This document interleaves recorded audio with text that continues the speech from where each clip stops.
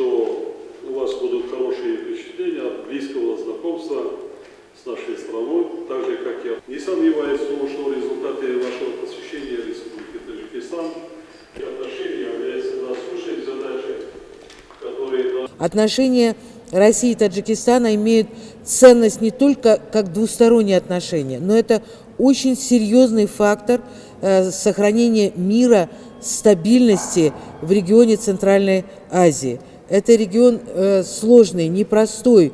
Безусловно, определенное беспокойство у нас вызывает так называемый фактор 2014, когда международные силы будут уходить из Афганистана.